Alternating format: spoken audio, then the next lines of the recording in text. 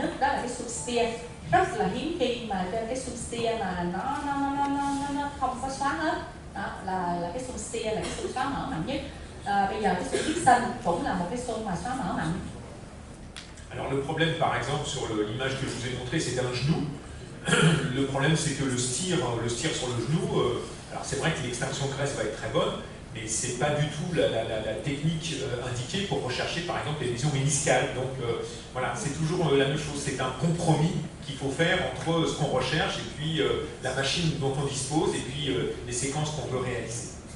Thì nãy tôi có cho các bạn xem một cái hình mà ở cái vùng đầu gối á, mà nó xóa mỡ không có sạch, thì ít khi mà mình dùng cái xung steer ở cái vùng đầu gối, tại vì thường á là mình nếu mình muốn coi là mình coi cái phần cái sụn trên thì mình không có dùng cái xung này, thành ra là tùy theo cái cấu trúc mình muốn coi, tùy theo cái bệnh lý mình muốn coi mà mình sẽ chọn cái xung nào. Chị mình còn câu hỏi nữa.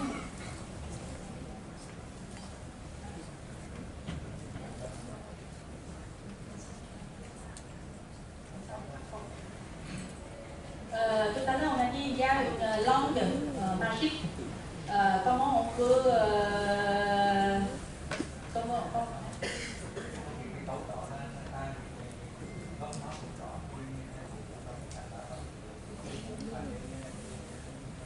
khi nào cái cấu trúc đó họ một góc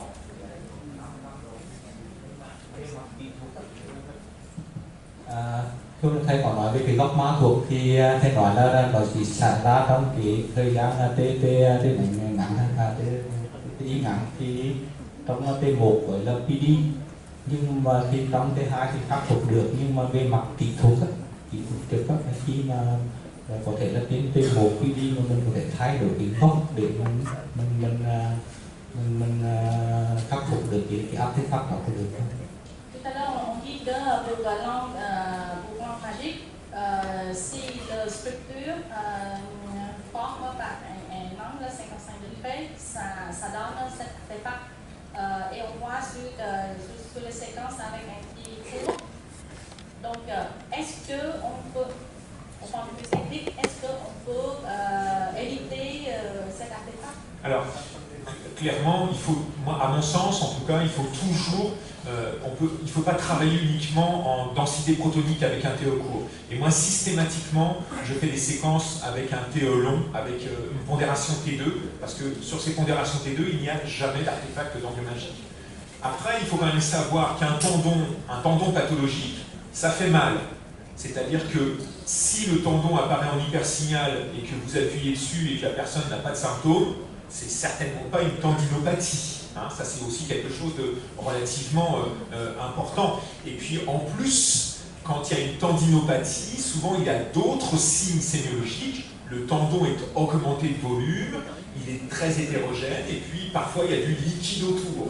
Donc, ça aussi, ce sont des éléments qui permettent de bien mettre en évidence un artefact par rapport à une image pathologique. Cá nhân tôi á, thì cái cách mà để không phải là khắc phục mà là cái cách để mình phân biệt cái đó là cái tắc hay bệnh lý, thì tôi không bao giờ tôi chỉ làm cái hình PD, luôn luôn tôi có làm một cái hình PD dài, tức là cái hình T2 đó, thì trên T2 không bao giờ mình bị cái gọi là cái artefact mà do cái gốc này hết.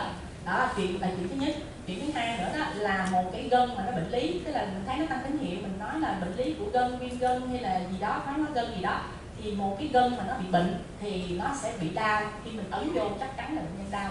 Còn nếu giờ mình thấy trên cái hình nó tăng tín hiệu nhưng mà mình ấn vô mà bệnh nhân không có triệu chứng gì hết thì coi chừng không phải, coi chừng cái đó nó là artefact. Chuyện thứ ba, một cái gân mà nó bị bệnh, một cái gân mà nó bị tổn thương thì ngoài cái tăng tín hiệu đó nó còn kèm theo nhiều cái dấu hiệu khác, ví dụ là cái gân nó lớn. Thứ hai đó là cái tín hiệu của nó không có đồng nhất. Thứ ba nữa là có thể có dịch ở xung quanh. Đó thì đó là những cái cách mà tôi phân biệt cái này là artefact hay là đây là thương tổn hình sự. Cái mô bản của tôi là về mặt kỹ thuật, mình có thể thay đổi cái góc magnetic về là cái góc của cái gân hoặc là cái ligament hoặc là cái meniscus, tức là có thể thay đổi cái góc để mình khắc phục các cái góc trên T1 và PPD được không? Est-ce qu'au point de vue technique, on peut changer l'angle entre ce structure anatomique avec le champ magnétique. Exactement, c'est ce qu'on peut faire quand vraiment s'il persiste un doute, on peut changer l'orientation du patient dans l'antenne et si l'hypersignal persiste, c'est que c'est pathologique. S'il disparaît, c'est que c'est un artefact. Thì nếu mà các bạn vẫn còn nghi ngờ, mình có thể thay đổi cái tư thế của bệnh nhân ở trong cái coi á. Thì nếu mà nó vẫn còn cái hình đó thì có thể nó là bệnh lý. Mais je rappellerai quand même que les radiologues sont des médecins et quand on a un doute, le patient est là, on peut l'examiner, on peut palper la lésion, on peut faire des manœuvres pour savoir effectivement si ça correspond véritablement à une pathologie ou si au contraire l'image est douteuse. Ça c'est important, hein. Nous sommes des médecins. Các bạn lưu ý bác sĩ hình ảnh thì vẫn là bác sĩ, cho nên là phải biết khám bệnh. Nếu mà mình thấy cái hình mà mình nghi ngờ thì mình phải khám bệnh, mình phải ra mình ấn nó trên bệnh nhân hoặc là mình làm những cái thủ thuật để mình khám bệnh. Tôi xin nhắc lại một lần nữa, bác sĩ chẩn đoán hình ảnh vẫn là bác sĩ và vẫn phải khám bệnh. Pour renforcer ce que vient de dire le docteur Miaklazel, en pathologie osso-articulaire, si on ne voit pas les patients, on est beaucoup moins efficace, moins efficient que si on voit les patients. Voir les patients, ça permet de faire des bons diagnostics. Để nghĩa là nói nhấn mạnh thêm những cái gì mà bác sĩ Miaklazel vừa nói, trong cộng hưởng từ xương khớp, nếu mà các bạn có nhìn bệnh nhân thì các bạn chẩn đoán của các bạn tốt hơn nhiều. Còn nếu mà các bạn mà không có thấy bệnh nhân, không có biết bị bệnh gì, cũng không ra dò bệnh nhân thì cái chẩn đoán của mình nó không có hiệu quả.